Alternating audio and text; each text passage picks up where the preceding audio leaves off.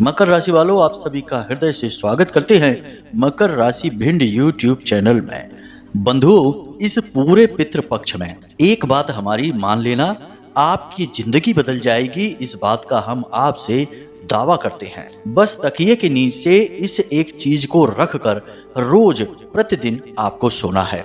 और यह चीज क्या है, कितने की है? सिर्फ 2 रुपए की है। छोटी सी एक चीज है, लेकिन यह कोई साधारण चीज नहीं है। यह एक प्राचीन महाविद्या है। इस चीज के प्रयोग के कुछ विशेष नियम हैं, कुछ संस्कार हैं। छोटे छोटे नियम अवश्य हैं, लेकिन इन नियमों से यह चीज जागृत हो उठती है। और जब आप इसे पितृपक्ष के दौरान अपने तकिए के नीचे रख कर सोते हैं, तो आप जानते ही हैं कि नींद में हमारा सूक्ष्म शरीर ब्रह्मांड के अनंत लोकों की यात्रा करता है, जिसमें वह आपके पितृलोक में भी अवश्य ही जाएगा।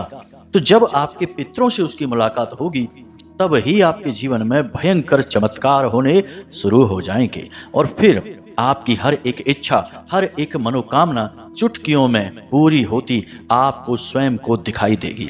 बंधुओं, यकीन मानिए, यह कोई साधारण चीज नहीं है। इस चीज के बारे में अब तक आपको किसी ने भी नहीं बताया है, और हम स्वयं भी अपने इस कार्यक्रम में आपको पहली बार इस एक महाभयंकर महाप्राचीन विद्या के बारे में बताने जा रहे हैं। तो जयकारा बोलो माता रानी का, माँ भद्रकाली की जय बोलो, पितृ देवताओं की जय बोलो। बंधुओं, कभी कभी जीवन में ऐसा होता है कि इंसान लगातार जब तकलीफों से जूझता रहता है, मेहनत करता रहता है, कष्ट जीवन की समाप्त ही नहीं होते हैं, तो उसे ऐसा लगने लगता है कि अब जीवन में सिवाय कष्ट और परेशानियों के कुछ भी नहीं है। केवल उसे जीवन मिला ही इसलिए है कि वह किसी जन्म का, किसी पिछले कर्म का पाप भोगने के लिए पैदा हुआ है, और शायद इसी की सजा उसे प्राप्त हो रही है, जिससे लगातार उसके कष्ट समाप्त ही नहीं हो रहे हैं। लेकिन बंधुओं, हम आपको बता दें कि यह बात बिल्कुल भी सत्य नहीं है।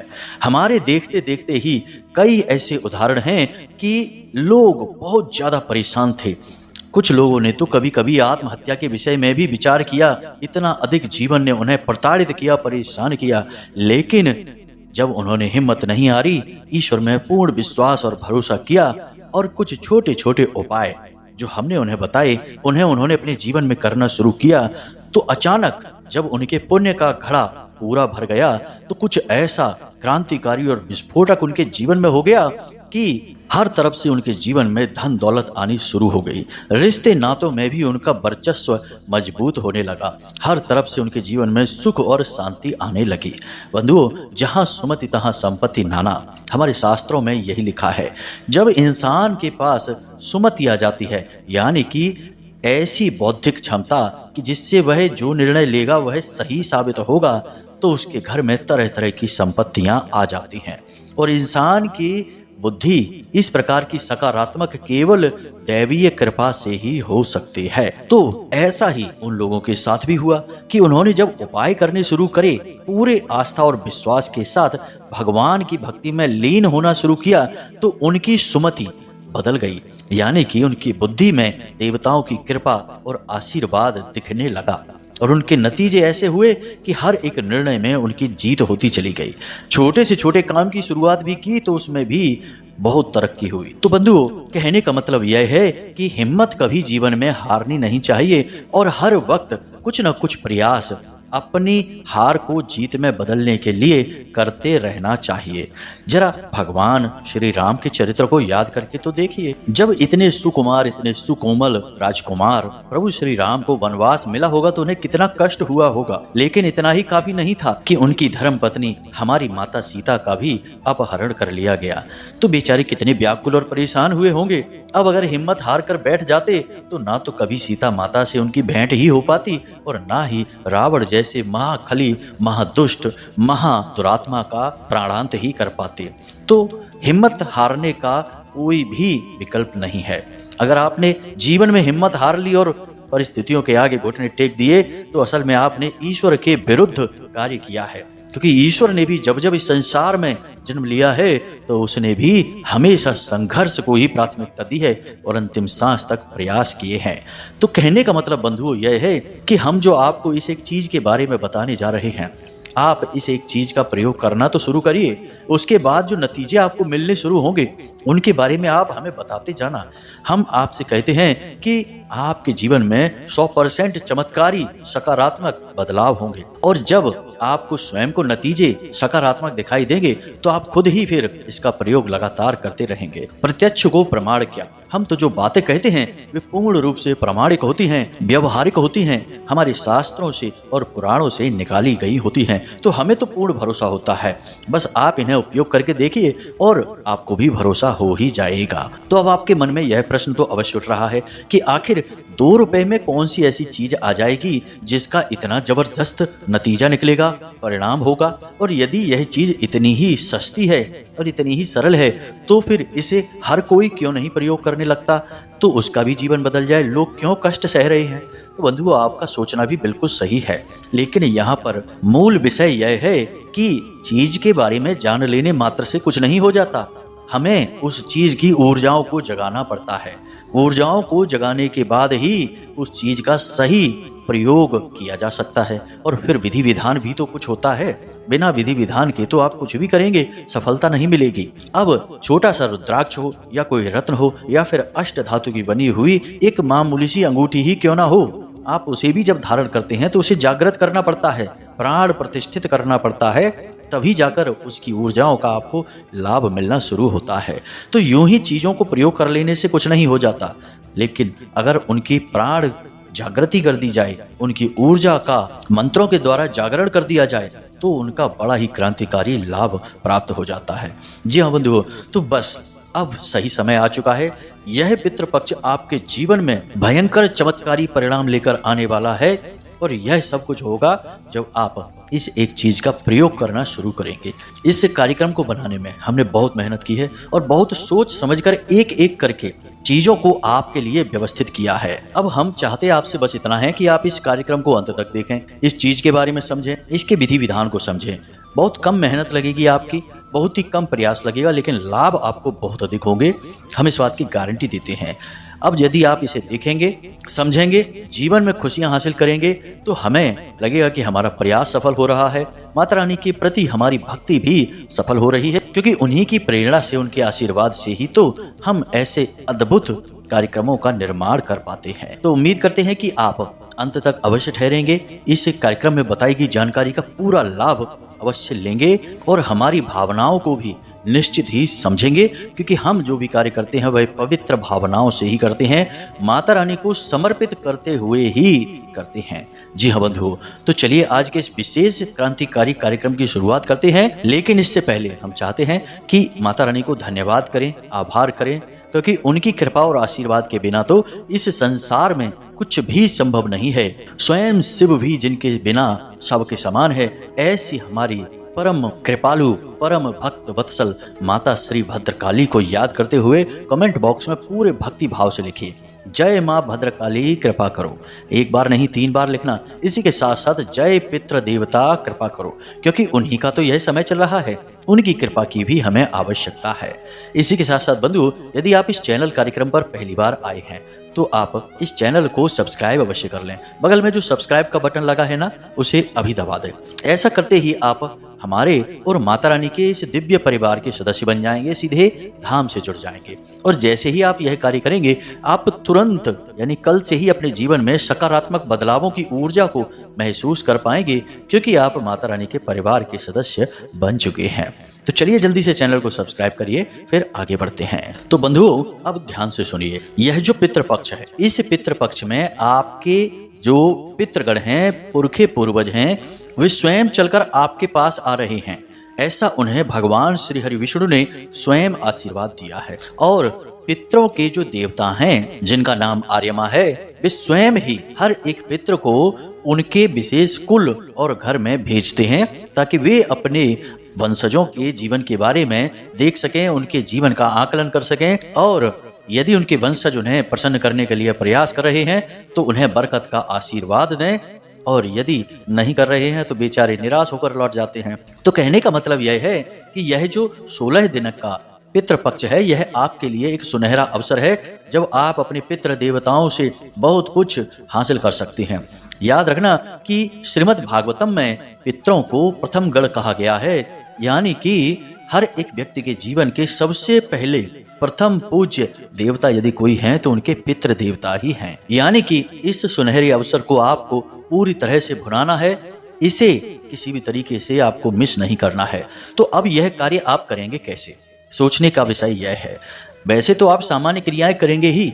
हमने पिछले कार्यक्रम में आपको पंचबली संस्कार के विषय में भी बताया था, उसे भी आप पितृपक्ष में एक बार अवश्य जरूर कर लेना। लेकिन आज के इस कार्यक्रम में हम जो आपको अद्भुत चमत्कारी चीज के बारे में बताने जा रहे हैं, इसे आप प्रतिदिन करें।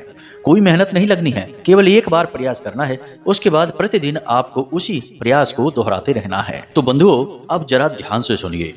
यहाँ पर हम बात करने वाले हैं पितृ देवता से जुड़े हुए यंत्र के बारे में। अब यह यंत्र क्या होता है, जरा इसके विषय में आप समझिए। यंत्र जैसे कि मशीन को ही हम हिंदी में यंत्र कहते हैं। अब जिस प्रकार यंत्र कार्य करता है, उसी प्रकार देवी देवताओं से जुड़े हुए यंत्र भी कार्य करते हैं। हर एक देवी देवता का अपना विशेष यंत्र होता है। अब उसे हम यंत्र इसलिए कहते हैं क्योंकि उस यंत्र के अंदर एक विशेष तरीके का पैटर्न बना होता है, यानी एक आकृति बनी होती है, और उस आकृति के अनुसार उसमें कुछ विशेष अंक लिखे गए होते हैं। अब उन आकृति के अनुसार उन अंकों की ऊर्जा कुछ इस प्रकार से प्रवाहित होती है जो उस दिव्य शक्ति को आकर्षित करती है। कहने का मतलब यह है कि आपका मोबाइल फोन है, यह भी एक यंत्र है।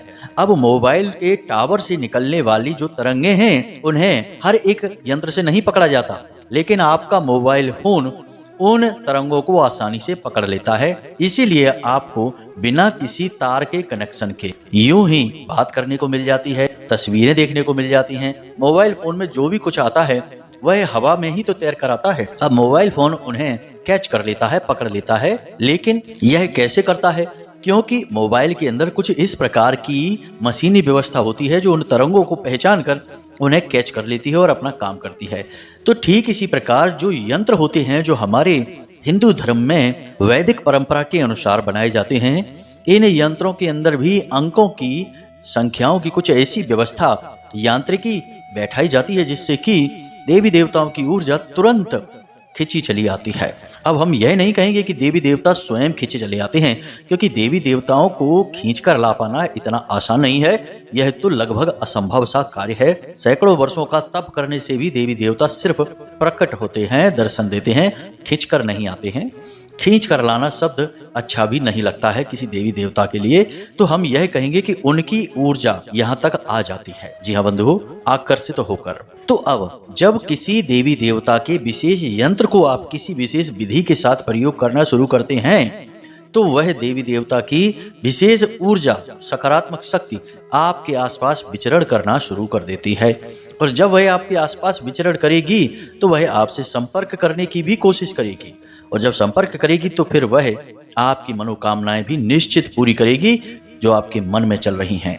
यही है रहस्य इस प्रयोग का। तो अब आपको सारी बातें ध्यान से समझनी हैं। अभी तक हमने आपको जितने भी यंत्र बताए हैं, उन सब को हमने आपको भोजपत्र पर, अनार की कलम से, अष्टगंध की स्याही पर बनाने के लिए बोला है। कई और यंत्रों के बारे में भी हमने पहले पुराने कार्यक्रमों में आपको बताया है, लेकिन यह यंत्र बहुत ही सरल है, बहुत ही आसान है। लेकिन इसका मतलब यह नहीं कि यह शक्तिशाली नहीं है, शक्तिशाली भी बहुत अधिक है। अब जिस देवी देवता की जो मांग होती है, हम उसी मांग के अनुसार ही तो उसके लिए यंत्र, तंत्र और मंत्र की व्यवस्थाएं करते हैं। तो पितृ देवताओं की जो मांग है उसके अनुसार। अब पितृ देवताओं का जो रंग होता है वह सफेद और लाल होता है। तो अब आपको इस यंत्र को बनाने के लिए सफेद रंग का एक कागज चाहिए।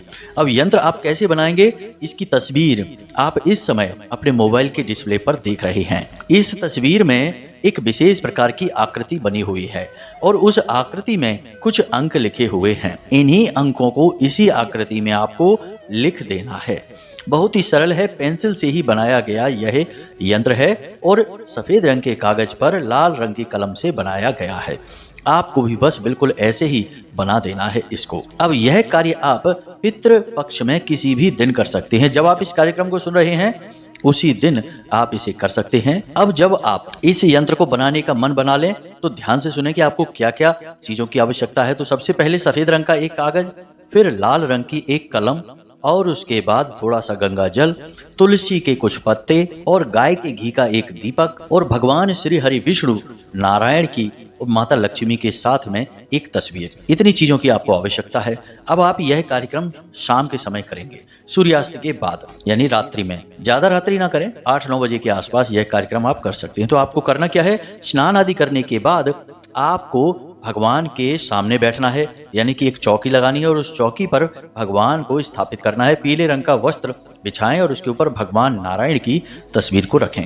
फिर उन्हें पीले रंग के पुष्प चढ़ाएं और गाय के घी का एक दीपक जलाएं। गाय का घी का दीपक जलाने के बाद उन्हें पुष्प आदि अर्पित करने के बाद फिर आप वहीं पर बैठकर इस कागज पर, सफेद रंग के एक कागज पर, छोटा सा कागज होना चाहिए, उस कागज पर आप इस यंत्र को बनाएंगे। छोटा सा ही यंत्र बनाएं। यंत्र का आकार 4 इंच बाई 4 इंच होना चाहिए, इससे बड़ा नहीं। अब इस यंत्र को आपने बना लिया। यंत्र को बनाने के बाद इसके पीछे की ओर जहां यह कागज कोरा होगा वहां पर आपको 9 बार इस मंत्र को लिखना है। याद रखना 9 पितरों का अंक होता है, तो 9 बार आपको इस मंत्र को लिखना है।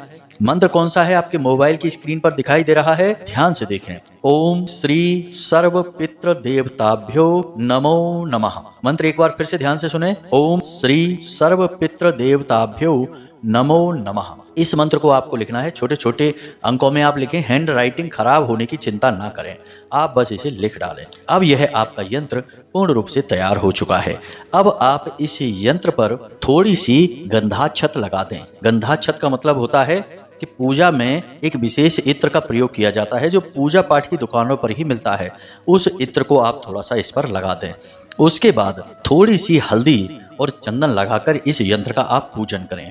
उसके बाद इस यंत्र को भगवान श्री हरि विष्णु के नारायण के चरणों में रख दें, क्योंकि पितरों के देवता पूजनीय तो नारायण ही हैं। हालांकि उनके अधिपति ऋषि कश्यप और माता अदिति के पुत्र आर्यमा हैं, लेकिन वे अधिपति हैं, देवता नहीं। देवता हैं भगवान नारायण। अब आपको इस यंत्र को भगवान के चरणों में रख देना है। कुछ समय के लिए इसे रखा छोड़ दें। उसके बाद जब आप सोने के लिए जाएं अपने बिस्तर में, तब आपको क्या करना है, इसे ध्यान से समझिए। फिर इसके बाद कुछ इसके संकेत आपको मिलेंगे कि आपके पितृ देवता आपसे प्रसन्न हैं, आपके साथ आपकी समस्याओं में खड़े हैं और आपकी समस्याओं का समाधान भी कर रहे हैं। अभी हमारी प्रक्रिया पूरी नहीं हुई है, तो ध्यान से सारी बातों को समझते चलना है। अब आपके जीवन में जो समस्या चल रही है, सबसे बड़ी समस्या है, चाहे वह कर्जे की समस्या है, संतान प्राप्ति की समस्या है, ये नौकरी की समस्या है, जो भी आपकी समस्या सबसे बड़ी है, मूलभूत समस्या है, आप उस समस्या के बारे में विचार करते रहेंगे। सोने जाने से आधे घंटे पहले आप किसी से भी कोई बात नहीं करेंगे, मोबाइल फोन नहीं देखेंगे। अगर बात करना पड़े ही तो कम से कम शब्दों में जवाब देंगे, अपनी तरफ से किसी से कोई चर्चा नहीं करेंगे। कहने का मतलब यह है कि आप अपने मन को, अपने चित्त को शांत करने की पूरी कोशिश करेंगे और अपने जीवन की समस्या के बारे में और पितरों के माध्यम से समस्या का समाधान करने के बारे में विचार करेंगे। आपके पितृ देवता तो आपके आसपास हैं ही, उन्हें मन ही मन बताते रहेंगे कि हे भगवान, हे हमारे पुरखे पूर्वज देवताओं, हमारी समस्या का समाधान करो। हम कर्जे से बहुत परेशान हैं, हमारी दुकान बिल्कुल नहीं चल रही है, हमें नौकरी चाहिए, जो भी आपकी समस्या है। इस तरह मन ही मन इसके विषय में चर्चा करते रहें, बात करते रहें, विचार करते रहें। बंधु, बात बहुत गंभीर बता रहे हैं हम, तो आप इसे हल्के में मत लेना। जैसा हम बोल रहे हैं बिल्कुल वैसा ही आप करना, तो पहले ही दिन से आपको प्रमाण मिलेगा, हम गारंटी देते हैं। इसके बाद जब आप रात्रि में सोने जा रहे हैं, यानी आधा घंटा आपने विचार किया, उसके बाद आप सीधे अपने बिस्तर में गए। खाना आपको हल्का खाना है और हो सके तो सूर्यास्त से पहले ही आप खाना खा लें तो ज़्यादा बेहतर रहेगा, क्योंकि जब आप सोने जाएंगे उस समय आपका पेट थोड़ा सा हल्का रहेगा। अब आपको क्या करना है कि उस यंत्र को उठाना है और उसे सफ़ेद रंग के किसी अन्य कागज के बीच में रख लेना है। उसे फोल्ड करके रखें या सीधा रखें, ज़्यादा फोल्ड ना करें, एक बार ही मोड़ें अगर मोड़ना है, या सीधा रख सकते हैं तो अति उत्तम होगा।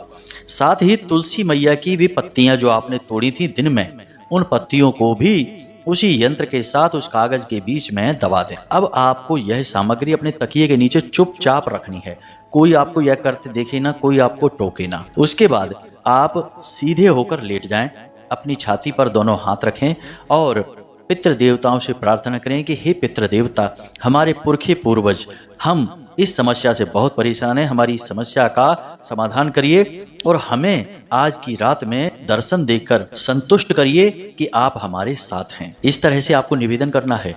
यह जरूर कहना है कि हमें आज रात्रि में सपने के माध्यम से दर्शन देकर संतुष्ट करिए कि आप हमारे साथ हैं। यह आपको निवेदन 3 से 5 बार करना है। अब जैसे आप इस निवेदन को करेंगे उसके बाद सीधे यूं ही सो जाएंगे। बेशक आपको तुरंत नींद ना आए, लेकिन आप आंखें बंद करके लेटे रहेंगे और अपनी इसी क्रिया के बारे में सोचते रहेंगे। धीरे धीरे थोड़े समय में आपको नींद आ जाएगी। हम आपको गारंटी के साथ कहते हैं कि रात्रि में सपने में आपके पितृ पूर्वज किसी न किसी रूप में आपको अवश्य दिखाई देंगे। अब कैसे दिखेंगे, जरा ध्यान से सुनिए। आपका जो भी पुरखे पूर्वज हैं जो आपसे बहुत नजदीक थे, वे आपको सपने के माध्यम से दिखाई देंगे, जो पितृलोक में रहते हैं। या फिर भगवान भोलेनाथ दिखाई दे सकते हैं, या फिर कोई सांप दिखाई दे सकता है, या त्रिशूल दिखाई देगा, या किसी मंदिर का शिखर या शिवलिंग दिखाई देगा। ये सारी चीजों में से कुछ ना कुछ आपको अवश्य निश्चित तौर पर दिखाई ही देगा। अब हो सकता है कि पहली रात नहीं तो दूसरी रात, 3 रातों के अंदर अंदर आपके पितृ देवता आपको 100% गारंटी से सपने में दर्शन देंगे। और यदि पितृ देवता स्वयं दर्शन देते हैं, आपके पुरखे पूर्वज आपको स्वयं दर्शन देते हैं, तो वे आपसे बात भी करेंगे, आपको देखकर मुस्कुराएंगे भी। कई बार हमने यह भी देखा है कि कुछ लोगों के सिर पर हाथ फेरते हैं और उससे कहते हैं कि तुम चिंता ना करो, हम तुम्हारे साथ हैं। ऐसी स्थिति में पितृ देवता पूरा साथ देते हैं और कुछ ही दिनों में पूरी समस्या जीवन की गायब हो जाती है। याद रखना कि जब आप किसी दिव्य शक्ति के संपर्क में आते हैं तो बेशक आपने कामना की है कि एक समस्या है, इसे दूर कर दो भगवान, लेकिन जब भगवान आएंगे तो एक ही समस्या का समाधान थोड़े ही करेंगे, फिर तो हर समस्या का समाधान होगा। यह तो बिल्कुल वैसा ही है कि जब आप अपने घर की सफाई करना शुरू करेंगे तो क्या एक ही कमरे की सफाई थोड़े ही करेंगे, आप तो पूरे घर की सफाई ही करेंगे। अब बेशक चाहे आपका मन उस एक कमरे को देखकर सफाई का हुआ हो कि भाई इस कमरे में बहुत गंदगी है, चलो आज सफाई का काम करते हैं, लेकिन फिर आप पूरे घर की ही सफाई करेंगे, पूरे घर को ही चमकाएंगे। तो वैसे ही जब देवी देवता आपके साथ आएंगे तो आपकी एक समस्या की वजह से ही आपकी ओर आकर्षित होंगे, लेकिन खाली एक समस्या का ही समाधान नहीं होगा, फिर हर समस्या का समाधान होगा, हर तरह से आपको सुख प्राप्त होगा। अब आप इस प्रयोग को करिए जरूर। अब अगले दिन आपको क्या करना है, तुलसी के जो 2 पत्ते आपने वहां रखे थे, उन पत्तों को आपको उठाकर तुलसी मैया के ही जो मिट्टी है उसमें दबा देना है अगले दिन।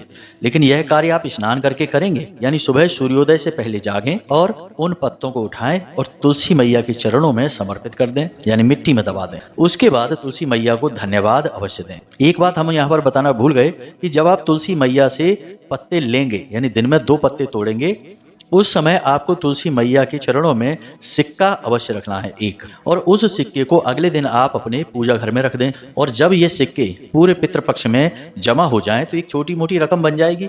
इस रकम को मंदिर में जाकर दान कर दें, या कन्याओं को छोटा मोटा भोजन करा दें, कुछ उपहार दे दें, चॉकलेट दिलवा दें छोटी कन्याओं को, 9 साल से कम उम्र की कन्याओं को। अब आपने यहाँ तक जान लिया कि सिक्के का क्या करना है, तुलसी मैया के पत्तों का क्या करना है। अब यही यंत्र बचा। अब इस यंत्र को आपको उठाकर वापस से पूजा घर में भगवान नारायण के चरणों में रख देना है और नारायण से, भगवान से ऐसा निवेदन करना है कि हे भगवान, हमारे इस प्रयोग को कामयाब बनाइए। हम आपके दास हैं, आपके भक्त हैं, लेकिन मुसीबतों के मारे हैं, तो हमारी मुसीबतों का उद्धार करना, बेड़ा पार करना आपका ही धर्म है, हम आपके भरोसे हैं। इस तरह अनुनय, विनय और निवेदन तो करना ही होता है। यही तो भक्त का एकमात्र हथियार है जिससे वह भगवान को भी झुका देता है। अब यहाँ तक हमने आपको सारी जानकारी पूरे विस्तार के साथ बताई है। फिर भी यदि अब आपको कोई मन में प्रश्न उठे तो आप बेफिक्र होकर व्हाट्सएप नंबर पर मैसेज करके पूछ सकते हैं, या फिर कमेंट बॉक्स में मैसेज करके पूछ सकते हैं। हम समय मिलने पर आपकी समस्याओं का समाधान अवश्य करेंगे। इसी के साथ साथ आज के इस वीडियो को समाप्त करते हैं। आपका जीवन शुभ हो और खुशियों से भरा रहे, यही हम माता रानी से कामना करते हैं और उम्मीद करते हैं कि आप हमेशा हंसते रहेंगे, मुस्कुराते रहेंगे, सकारात्मक रहेंगे और दिन में एक बार मंदिर अवश्य जाएंगे, क्योंकि आपका उद्धार वहीं से होना है मित्रों। इसी के साथ साथ आज के इस वीडियो को विराम देते हैं। मिलते हैं अगले ज्ञानवर्धक कार्यक्रम में। तब तक के लिए धन्यवाद। जय माई की जय, माँ भद्रकाली। माता रानी आपका कल्याण करें।